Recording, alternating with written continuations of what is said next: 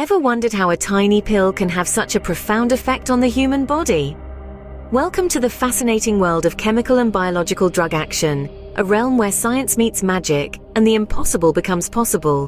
When we talk about medication, it's not just about swallowing a pill and waiting for the magic to happen. There's a whole intricate dance that unfolds within our bodies, choreographed to the beat of molecules and proteins. You see, drugs don't work in isolation. They interact with specific targets within the body, much like a key finding its corresponding lock.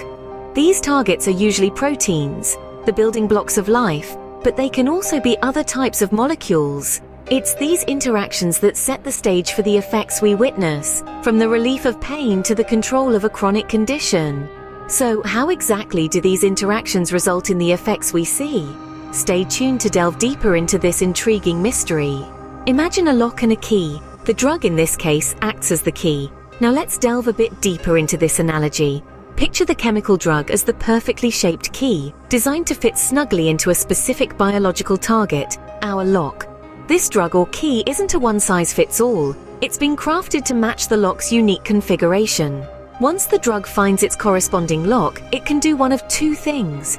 It can either turn the lock, triggering a biological response, or it can simply sit in the lock, preventing anything else from activating it. This lock and key interaction is the principle behind a vast array of medications we use today. From the painkillers that dull the ache of a headache to the antibiotics that fight off bacterial infections, they all work on this simple yet elegant principle. Chemical drugs, therefore, can either trigger or prevent biological responses. But what about biological drugs? Biological drugs are like specialist tools designed for very specific tasks. These drugs are the product of modern science, painstakingly crafted from living organisms, their structure often larger and more complex than their chemical counterparts. Their complexity is not without purpose, for it allows them to target very specific parts of the immune system or other cellular processes with utmost precision. Let's consider insulin, a well-known biological drug. It's a key player in the regulation of blood sugar levels, a task of vital importance for those living with diabetes. Insulin is like a master locksmith, designed to fit perfectly with the locks on our body's cells, allowing glucose to enter and be used for energy. Just as a specialist tool is designed for a specific task, a biological drug like insulin is designed to interact with our bodies in a very specific way. Hence, biological drugs are the specialists of drug action, targeting precise biological processes. So, we've discovered some fascinating principles about how drugs work. Let's quickly recap.